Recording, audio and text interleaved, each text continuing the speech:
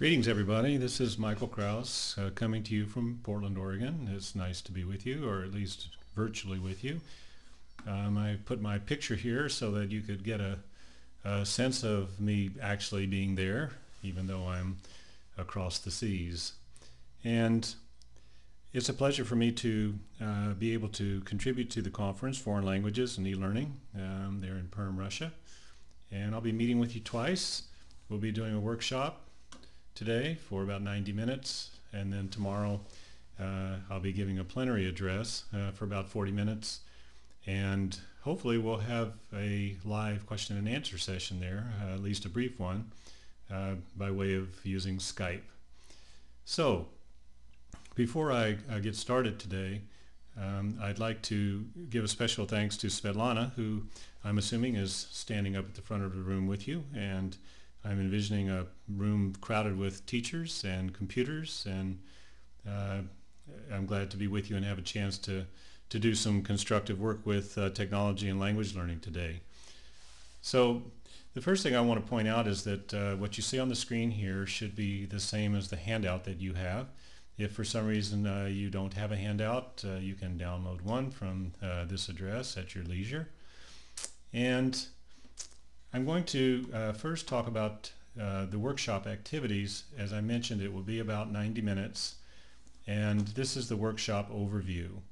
So the workshop is called Teaching SMART with Web Resources, and I will go over the SMART framework with you in just a moment. But first I'd like to just do a quick overview so you know what to expect in the 90 minutes. The first thing we're going to do, as you can see, is Michael's presentation, which is what you're hearing now. We'll do a workshop overview and introduction to the framework. Then the meat of the workshop will be looking at a website, the ELO website, the English Language Listening Lab Online. There's a lot of L's in that one. And I think it's just a fantastic web resource, and I'll be giving a presentation specifically on that so that you have an introduction to it. But you'll be interacting live with that website, and what we'll be doing is to do that in terms of a small group cooperative learning exploration of the ELO website. And that will take about 30 minutes. And if you notice a little bit down here farther on your handout, there are some special instructions and notes for activities 3 and 6. Activity 3, again, is the cooperative learning exploration of the ELO website. And you can see on your handout here that you'll be dividing into groups of 3, and the cooperative learning activity will require that you take certain roles as you meet together in your groups. And you're going to examine specific questions, basically looking at the website and seeing if it meets the SMART criteria that I'm going to talk about in just a moment. So that's number 3 here, and that will be a 30-minute activity.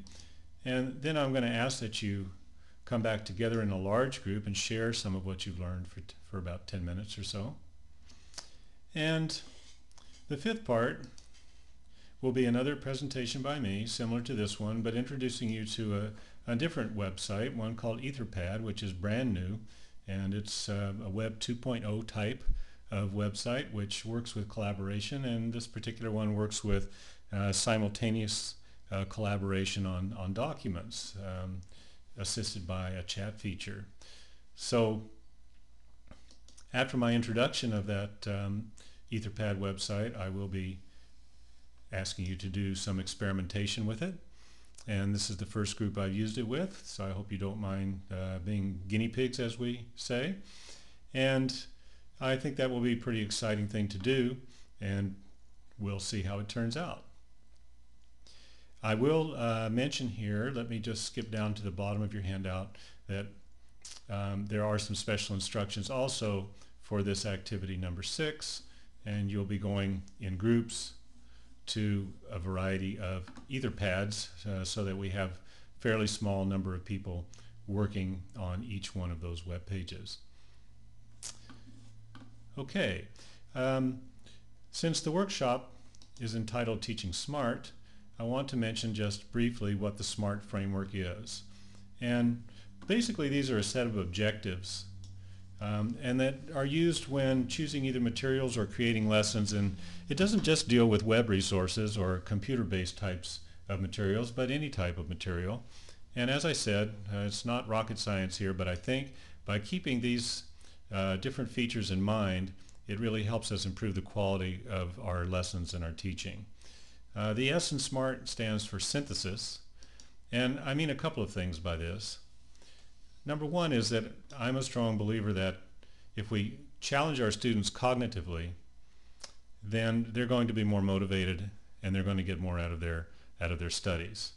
So when I say synthesis, I'm talking about bringing language and thinking skills together, and also when we're talking about the language skills, trying to design activities that deal with all four skills whenever possible.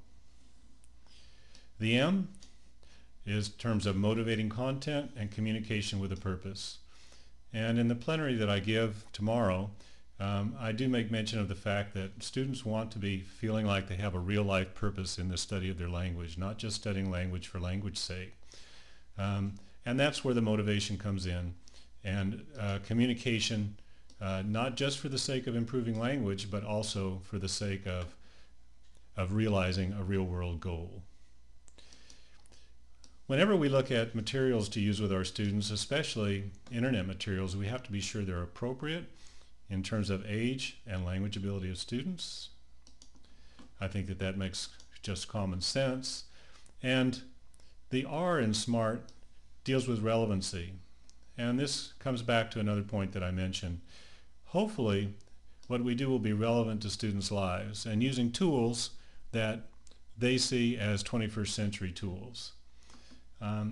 And we have to hope that if they're relevant to students' lives, they'll also be relevant to our curricular objectives, which may take us back full circle to taking a look at what is in our curricula these days, but hopefully relevant to both. And finally, oftentimes I think we don't milk our activities for the most that we can. And I've found that it's very helpful to have a tangible product, something that the students can look at and say, look what I've produced. And this fits quite well with Internet and Web 2.0 because there are so many new tools that allow students to become publishers, basically. And so we're going to think about having a tangible product with teacher feedback and evaluation. Okay, so that gives you a brief introduction to the S.M.A.R.T framework and an overview of where we're going in the workshop. So let's get on with it and start having some fun and start doing some exploration. Thank you very much.